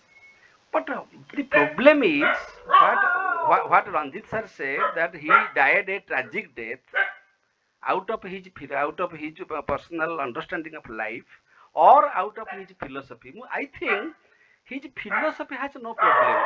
His philosophy gives the optimistic note. But sometimes what happens, the philosopher himself as a person cannot make the practical use of his own theory. That is a separate thing, how he lives his life. But this is solved in Advaita Vedanta. Advaita Vedanta is not only a theory that Brahma Satya Jagat Mithya. Advaita Vedanta and Bhagavad Gita, they prescribe us how to live with that wisdom. Here Nitzsche failed. Nitzsche gave only the theory that truth cannot be understood, that metaphysics is a psychological defense. Yes, these things are true, but how to live? Taking this to be granted, we have to live accordingly. That is taught in Indian philosophy. That is taught in Advaita Vedanta. That is taught in Jaina system. This is the failure of Western philosophy, just like the philosopher, just like Nitzsche. So therefore, very rightly said Ranjit Ghosh, comparing the philosophy of Aurobindo, that Nietzsche's philosophy is materialistic and radical in that, empirical in that sense. He developed the human psychological existence, but he could not open the door of how to live practically in this empirical world. For example, Advaita Vedanta says that Jagat is mithya. We have to understand this, that from the Paramartha Satta, Jagat is mithya. But Advaita Vedanta at the same time says how to live in mithya Jagata. We all know, but in Odia there is a saying, you have come alone and you will go alone. Nobody will go with you when you will die. Exactly the same philosophy. We have to accept this truth that I am alone. I have come alone. I shall go alone. My wife will not go with me. My son will not go with me. No society will go with me. From that perspective, Nietzsche is correct that an individual is an individual. And his knowledge about the world is only his subjective interpretation, nothing else.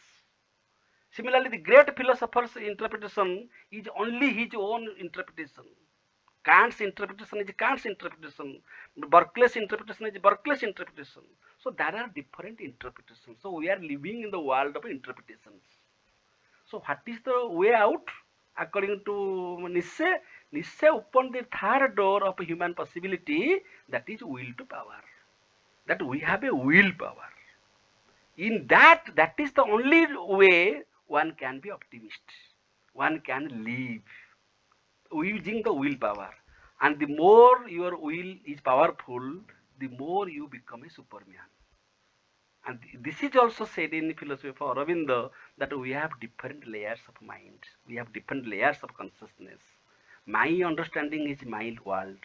The way I perceive world and I live in the world, that is my personal world. But politically, socially, we all pretend to live together, taking different things as tools. But fact is that I am an individual and I have my individual perspective. I enjoy this life also from that individualistic perspective. I understand this world from my perspective. But when I am in public, I am pretending to be with all of us. This is the hardest truth we have to accept. So far as his philosophy is concerned, I don't see anything negative or anything pessimistic. But if we take to the heart, if we take this philosophy to the heart, then and we can't manage to live in this practical life, then our practical life may be disturbed. Therefore, everybody cannot be an Advaitin. Everybody cannot be a Buddha. Everybody cannot be a practical philosopher like Vivekananda or Aurobindo. That varies. Thank you. Sir, permission to speak, sir. Sir, Yes, please. sir, actually, what you said about willpower, Nietzsche didn't say about willpower. He talked about will.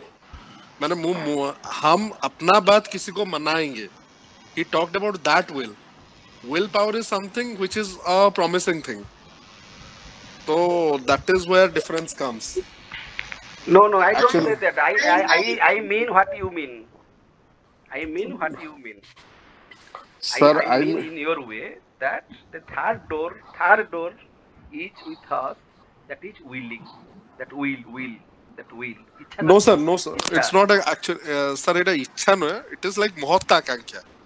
It is like Mahotakankya. It is my goodwill. It is an arrogant statement. What Nietzsche has been using.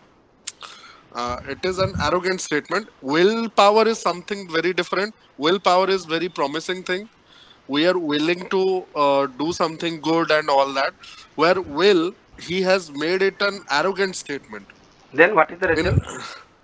Sir, in arrogance means... How can he become Superman? No, sir, Superman's theory is something like we are going through three phases. One is through like lion, another is first is like camel, second is like lion or tiger, or third is like a child. He has gone through three phases. That camel, he feels that he can manage in every situation. A person who can manage in every situation and store all the knowledge. Like camel has a hump in his back. Whereas tiger, he can make his statement that yes, I am speaking this. Like tiger says that I am the king of the jungle. Nobody says that tiger is the king of the jungle. But tiger is powerful. That is why he proclaims that I am the king of jungle. And then again he says that you come down to be a child where you are innocent. After getting all the power, you ask an anonymous question.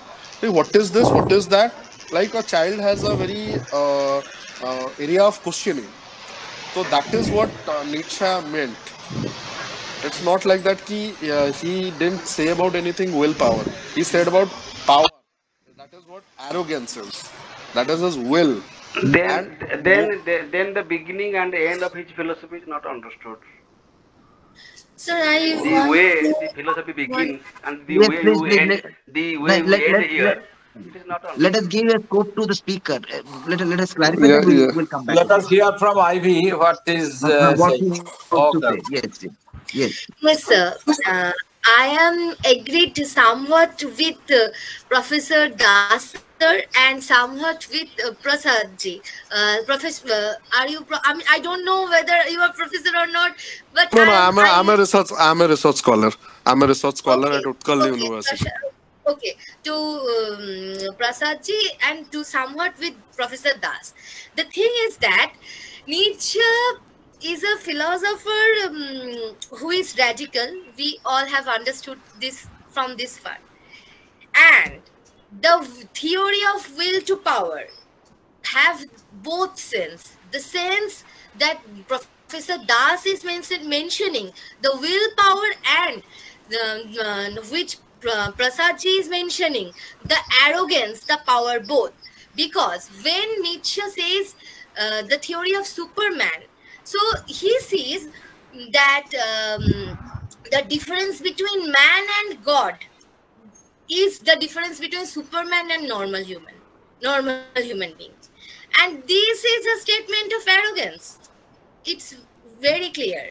But in with later interpreters like Kaufman also interpreted his arrogance as a more sophisticated way. That is also there. So I am agreed with both of the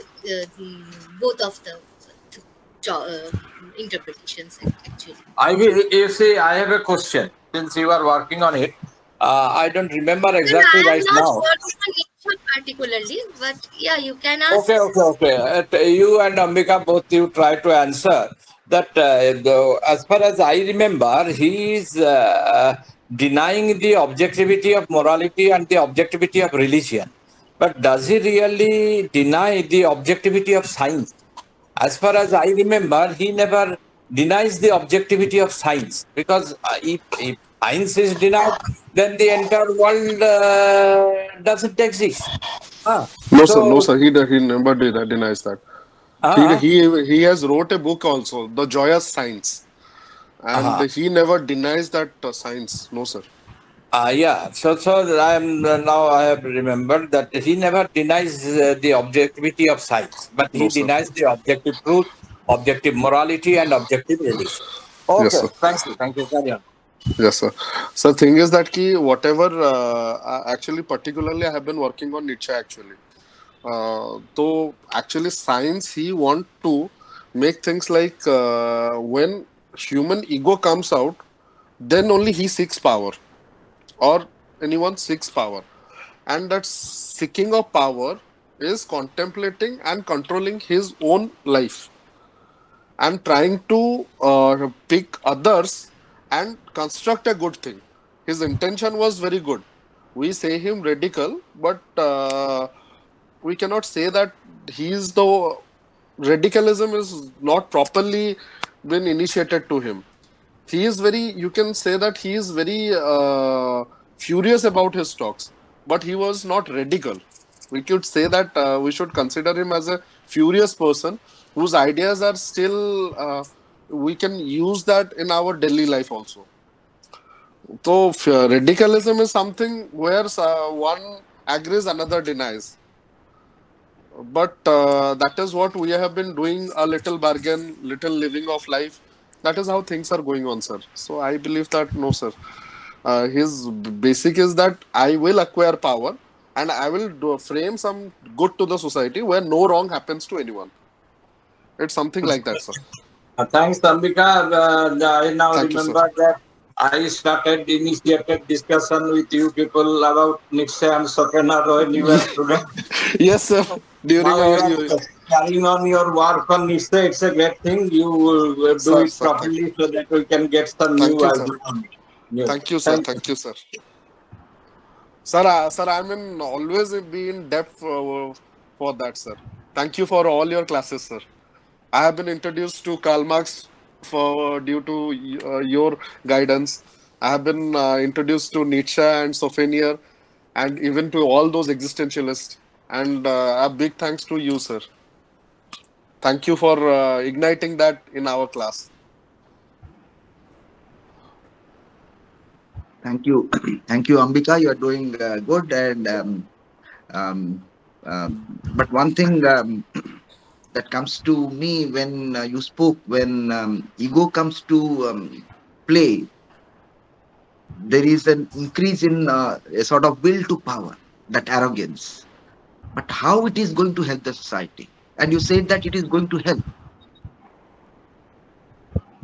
So thing is that Bhagavad Gita says that, where Krishna says that samoham sarvabhuteshu. Samoham sarvabhuteshu, which means that be appealing to everyone. Sir, when we meet different personalities and we behave according to their personality first. So that is why when we meet a politician, we talk political. When we meet a teacher, we talk about knowledge. When we meet a student, we talk about knowledge. When we meet our father, we talk about whatever we have a sublime behavior. So that is how things are. Sir, we are made out of 9 nabarasas and we have to balance them. Everything is needed. Even bad is needed, ego is needed, arrogance is needed. But Nietzsche has tried to balance it. He said that we have to balance everything and go on with that. We don't have to, if anything articulates and goes in a bigger perspective, then it is very destructive. Over love is destructive. Overeating is destructive. Over goodness is also destructive. Nietzsche wanted some rebellious people who are going to frame the society. That is how things are. So that is what I meant, sir. So, sir, arrogance means, sir, where I comes, there is an arrogance. I meant that statement, sir. This is a very good arrogance. Yes, sir, that is very good arrogance. Actually, it depends on the individual person to sublime that and balance it, sir. So what I felt. This is very humble arrogance. We should accept it. Yes, sir. Yes, sir. Indeed, sir. Very good. Sir, actually, I have more to learn about it. I am very immature about this kind of perspective. No, what you are describing about the merits of Nietzsche just now. Yes, sir. It does not go with arrogance in very negative sense. Sir, ego leads to arrogance, and then next to willpower. And ultimately, if his intention is this, what you said now, then that type of arrogance everybody should have. If you don't have that arrogance, then you are not a complete human being.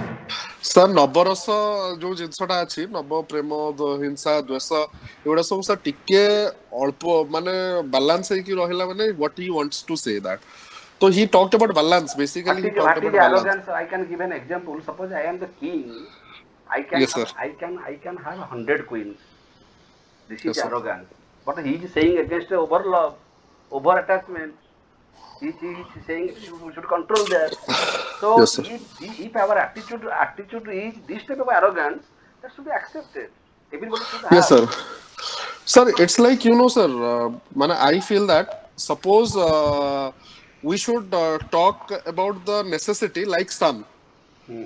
Sun is like wherever there is water body, he takes some amount, and where it never rains, it turns it into cloud and rains there.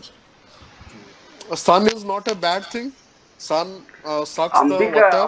Ambika, you are just like my student. I shall request you one thing in this platform. If you are working on this area, please summarize the entire talk of IB Madam or what you say about Nietzsche in 5 or 6 sentences. Please. This is a task for you. As a teacher, I am telling you. Yes, sir, definitely. So don't mess up. Don't make any contradiction. You just say in 5 or 6 sentences the entire talk, entire discussion what we made about Nietzsche philosophy. Truth and knowledge. Sir. Yes, sir.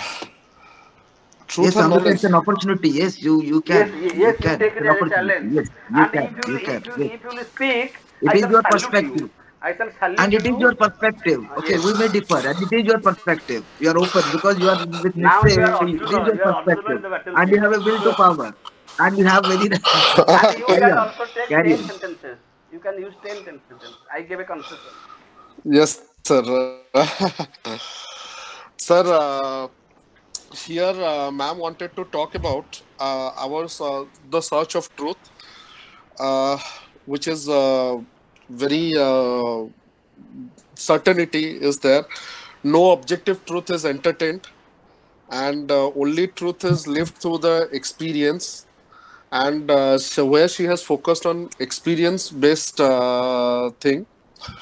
And Ranjit sir said that where the experience comes, the society is always directionless, because if one gets to one's own truth, then society will be directionless. Actually, sir, I feel very difficult to conclude right now, because once a person who faced life's difficulty and talks about truth and life, etc., the idea of his unity is due to his suffering, and expressed his suffering into a literature. And where ma'am wanted to be very technical in it, and she actually, sir, it's very difficult for me right now to conclude within 10 seconds. No conclusion. Carry on. Going on fine. Very nice. You're going on Yes. fine. Yes, carry on. Going on And very nice. so Ranjit sir has said that autonomy is the trouble, and because materialism and societal things are very hard to accept the truth that what Nietzsche have been proclaiming. And to that, Srinivasan sir has also talked about Jaina, Buddhism and all that, where he said that truth is eternal. And he wanted a straight answer to every Nietzsche's view, which is very defaming and constructive and deconstructive. So he wanted a framed one, a paved path, where ma'am was saying about empathy, availability, ethics of care, a construction of truth that has been going throughout the mind, epitome of will to power, and sublimation, desire to create a process. That is what ma'am gave the solution: desire to create a process through will to power. That is what I have been explaining since long, where everything was trying to be in a place where everything will be balanced. And when it came to Pramod sir said that it was a life-deceiving philosophy of Nietzsche. But where I refuted that it is refuting, because he has given priority to life in different and major forms, where life has to be sublimed by the seeker, the person who is living the life. That is what Nietzsche's theory is about. So, sir, I don't know what I messed up with the words. You see, Ambika, we can say that Nietzsche has advocated a minimization of social self, but Yes, a sir. maximization of personal self. Yes, Because sir. that is how he wants to glorify one's own, and that is a path towards the Superman. That is what Yes, sir. I think we can say in that way, because you see why Nietzsche is not taken very in a positive sense by other philosophers like Plato. You see, Yes. Nietzsche is just the opposite of Plato, because Yes, sir. there is no flaw in Plato's philosophy if we compare Plato and Nietzsche. So Yes, that sir. is why we can say that I feel that we can say that Nietzsche is advocating a type of minimization of one's social self and maximization of one's personal self. And this was taken by, you see, the tyrants like Hitler and Mussolini, the Yes, Nietzsche's sir. philosophy, which has led to this World War, the devastation of Second World War. Thank you. Yes, sir. Yes, sir. Thank you. Very nicely. Last lines of Professor Ghosh really carries lot of weight, where he said the minimization of the social self and the maximization of the individual self. But that is where the will to power that Ambika is speaking of. Okay, and people like Hitler were guided by this sort of, maybe that was the attitude that comes in. Okay, so to finally come up with, I have a point to Let make. us hear from Ivy what she is saying. Yeah. Sir, I want to add one thing, and that is, I am agreed with Professor Gosar that Nietzsche was more concerned with individual upgradation rather than social. But the Utthan, the power like Hitler and Mussolini came in that is exploited his philosophy. Actually, his sister Elizabeth who interpreted it that in that way. But when Walter Kaufman came, he just pointed out that he doesn't mean power in that sense, and I have mentioned it in my paper that that is a negative sense of power, which he never meant. He always meant power with creativity and with mankind. He was always with mankind, not against of it. That is the last part I want to conclude. Thank you, sir. Thank you, Ivy madam. Thank you. You Yes, see, Professor Go. today I had another seminar during the afternoon time, Gandhi and democracy, whether future of India, so far as Gandhi is concerned. There we are discussing about this thing, that power, this power, whether Gandhi was actually accepting power, because these days many critics are coming to criticize the present government as if it is doing in an undemocratic way. And of course, they are not sure about what the meaning of democracy is. So discussion was, and the eminent speakers were Rajmohan Gandhi and many, Professor Irfan Habib, and all these discussions were there. So this power is always is a concept which creates many problem for us, and that is another concept which I should say is like autonomy, is very problematic. Autonomy and power.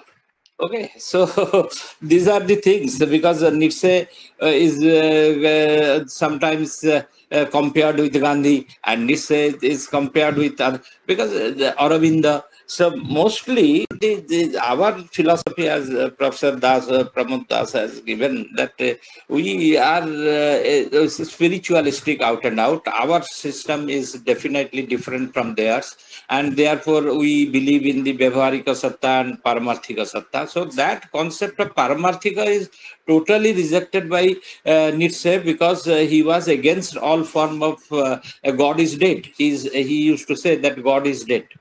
So for that reason, we can say that our system is totally different from Nietzsche's Schopenhauer system. But you just very curiously, you will find that Schopenhauer was very much attached to Upanishads. He used to say that Upanishads are the greatest solace of my life. I live with Upanishads and I want to die with Upanishads.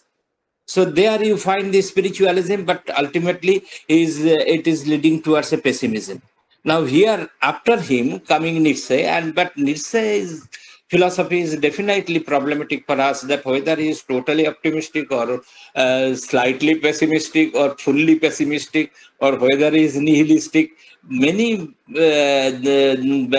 theories are attributed to Nietzsche's philosophy in this way or other. So that is philosophy. That is, we discuss Nietzsche for that reason. Carry on. Thank you. Yes, Sir, very nice. to Ranjit sir, actually, what Nietzsche talked about killing the god or something like that, he didn't deny the god, and he only said that God should not stop. Your feeling towards God should not stop the development of the country. Yeah, that is, you believe in God, that is your personal thing, but God will take care of the country. That is not personal thing. You have to take the charge of the country in order to make it a prosperous one. So that is how he talks about God. He didn't reject God. He was not an atheist.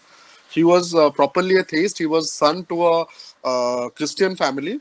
He believed in the Christ. And what Antichrist said that हमें वो चीज नहीं पालना है जो हमें अपराध बोध से भरता हो. I don't have to kneel before that God who has never who says that I have done the sin and I have not if I have not committed any sin, I don't have to beg an apology.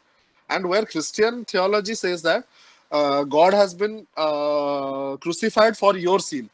God was crucified long back. It was not my sin. God has taken my sin. No, no, no. God is only a thing that controls my aesthetic behavior, my individuality, my personal belief. But that should not comply with any kind of compromise, should be done with the society or nation building. Don't stay, youth should not stay in the belief of God to do anything. They should do it themselves and render their work to God. That is how he feels. I feel that, sir.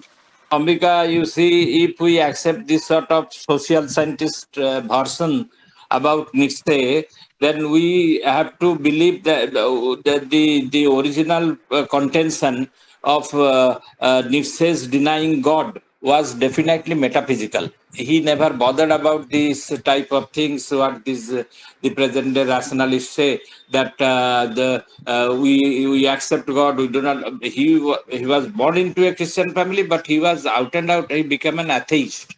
He became, and for that reason, from his atheism is leading him towards nihilism. So we just we have to see whether the socialist social scientist view of Nietzsche will be acceptable to us. Sir, I'll The further debate read. continues. Yes, Let us. sir. I'll further read, sir. Okay. Thank you. Thank you, sir. Thank you, sir. Is in between Professor Das and Professor Srinivasan. They wanted to say something. Let us move to them, see what they want to say. Okay, then we'll. In between, Professor Das wanted to say something. Yes, Professor I Srinivasan agree. I also. agree with Ranjit Ghosh, sir. Because we should go through the original content of Nietzsche. Our understanding may be different, and the secondary sources of our textbook, we are also reading contents. So we should have the proper understanding of Nietzsche from his original content. Anyway, but when we are making our observation, we can speak our own interpretation. From that standpoint, I shall go with Ambika and IV because as great scholars, and the way they are explaining, the way they are interpreting, the way they are opening the doors for discussion, that is fantastic. But one suggestion you take from accept the suggestion of Professor Ghosh, that go with the original text, what actually Nietzsche speaks. Exactly what is the philosophy of Nietzsche? I don't know. Really speaking, I learned many things about Nietzsche in this webinar only. Okay, in detail. But whatever I listened here, out of that I spoke what I understood. And that in that part you are excellent. Ambika is excellent and IV is excellent. But go on. Okay, thank you. Thank you. Thank you, Professor Das. Well, coming to this God issue, okay, and the title of the book, God is dead and we have killed him. And we have killed him. How do you make it this? How do you make this understandable? We have killed him. Sir, God is dead and we have killed him because when we leave our work on God, everything on God, and when Nietzsche was teaching philology, where the youth were into, they wanted to get their bread and butter, and they didn't worry about country. So what Nietzsche did, he took what do we call that? That kusaputla and all that straw, made of straw, a lantern and a stick. And he said that kusaputla is God. And he took that lantern and said that I will show I am here to light the darkness of your mind. So when he kept aside the lantern and started hitting the kusaputla, or scarecrow. So he said that God is killed in the crossroad of Germany, and we have killed him because this God who is in the tongue of people, that he will take care of the Germany. He will take care of every happenings of the country, where Germany is broken down, God will think if He wills, He will unite. If He doesn't will, the Germany will stay same broken into 16 pieces. So He said that we have to kill the God, and we cannot wash that stain. I know that we cannot wash His blood, but thing is that let Him be killed, and that holy blood, it cannot be removed. Let's consider that scene and work for the development of the nation. That is how he has interpreted. So according to my reading, sir. So further I'll look into this. I'll do some more readings, and I'll definitely come back to you, sir. Okay, thank you. Thank you. Well, I'll be in touch, and yes, but Krishnamurti sir, please. I'll be in touch with you, Ambika. Please, Yes, sir. Yes, sir. explain. Okay, Srinivasan sir, please. For a minute, I will interfere before conclusion. The thing is, really, I could see that Friedrich Nietzsche has risen from the grave, because he has got so many fans here. I could hear so many dialogues, meanings, truth, knowledge, power, arrogance, anarchy, harmony, etc. Certainly, he is going to dance in my dream, whether I am going to ask the perspectivism or the traditional faith-oriented beliefs. This is my confusion existing here, but I think we need more than an hour or so, even perhaps a day, to discuss about the radical philosopher Friedrich Nietzsche. Thanks, Ivy, for your excellent topic on truth and knowledge.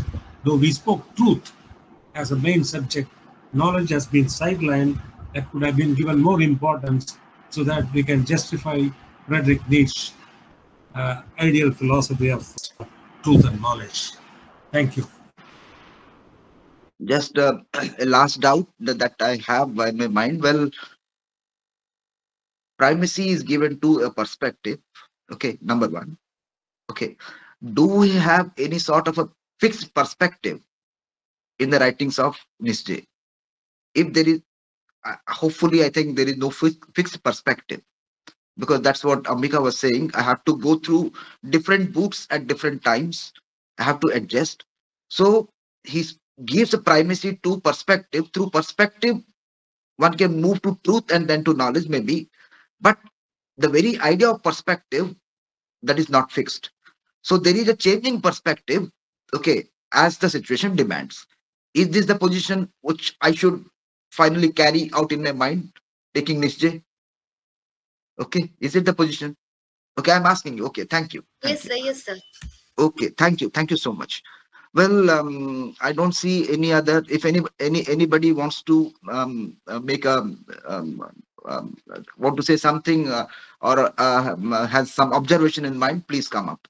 I'll wait for half a minute. Otherwise, we'll go to our moderator, Professor Kailash Chandra Maharana sir, for his own observations and proposing a formal vote of thanks. I really, Dr. Rao, yes, sir, today's discussion of Ivy's speech has generated a good deal of discussion on Nietzsche. You see, the way you are just talking about the question you raised, whether this perspective of Nietzsche is one or it is many. That is the question that you are probably asking. sir, But you see, the perspective that Nietzsche is taking, it is just a logical process.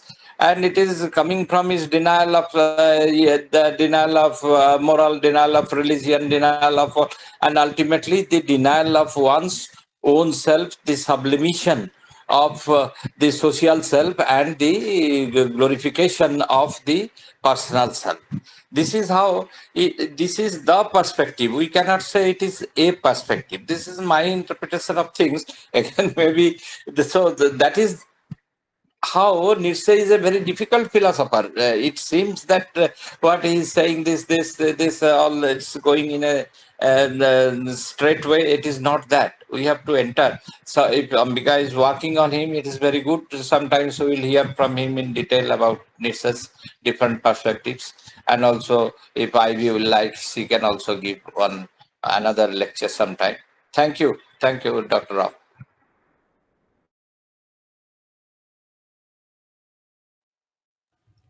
Sir, your mic is off. Mic is off. Okay, someday we invite you also. You come up with Nitzsche because you are working on Nitzsche. Maybe we'll learn a lot from you both, and through the discussions we'll learn from Ranjit sir, Professor Srinivasan, Pramod sir, and even you both, Ivy and Ambika. Ambika was working on Nitzsche. Someday it is. I think it's a good proposition to say that Ambika will come someday with a full-fledged lecture on Nitzsche, and maybe that would be helpful, and we'll be learning. Yes, sir. And Professor Ghosh is always there with us to guide things and make things look still more beautiful, and we can have a beautiful discussion. So someday, please get ready for that. Yes, sir. And I Yes, sir. thank Definitely. Ivy and Ambika and all others, and I request Kailash sir to have his own words and propose a formal vote of thanks.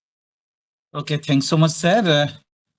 As Professor Ranjit Ghosh has said, today we did have a very good deal of discussion, and today we enjoyed Madam Mukherjee's talk on Nitzsche's view and truth and knowledge, and Madam Mukherjee has very clearly and comprehensively discussed on it, and she has also given different dimensions of a thought.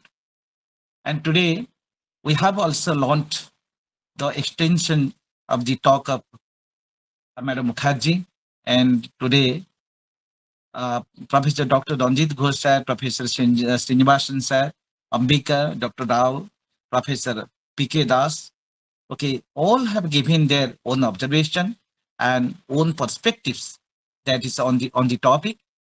And today, what we have got, and we found another scholar, Ambika, which that is which is PhD scholar of College University. And we think that, as a professor has proposed, we request Ambika to just speak on any topic that he desires in another webinar, and to reflect his philosophical thinking that is on another Sunday. We invite him. We extend our congratulations to Ambika for his fine observation and for its study on Nitzsche. So today, Madam Mukherjee has benefited us, and Ambika has also benefited us. And we have got Dr. Maharana. Okay, hello. Does Mukherjee know Ambika, or this is a coincidence? Maybe Sir, it was purely a coincidence. But very beautiful, very beautiful coincidence. Beautiful connection. We enjoyed both. And through the talk of Madam Mukherjee, we have got to know that Ambika is a scholar of Nitzsche. Ambika, that is studying Ambika, the way Ambika appeared and argued, I thought that he is the advocate of IB madam. And this is a compliment. Only okay. And today, Professor Ranjit sir has made it very clear that it's on the philosophy of Nitzsche, that how Nitzsche is the opposite to Plato, and how Nitzsche was developing that is his philosophy on maximization of the personal self and minimization of the social self, that we know. And at last, Madam Mukherjee made it very clear that what Nitzsche wanted to develop is the power of creativity. And today, we all have been benefited by the talk of Madam Mukherjee and the observation made by Professor Ranjit Ghosh, Professor Srinivasan, Ambika, Professor Rao, and Professor Das. So today, we did have a very good deal of discussion and interaction. And with this, I would like to propose vote of thanks to Madam Mukherjee for her presence, for his deliberation, for his enlightenment, and sharing her wisdom in philosophy family. And I propose vote of thanks to all the question raisers from Dr. Ranjit Ghosa to Ambika, our the dear scholar, dear PhD scholar. And with this, I would like to offer my extend my gratitude to Pramod sir for his connectivity with Madam Mukherjee.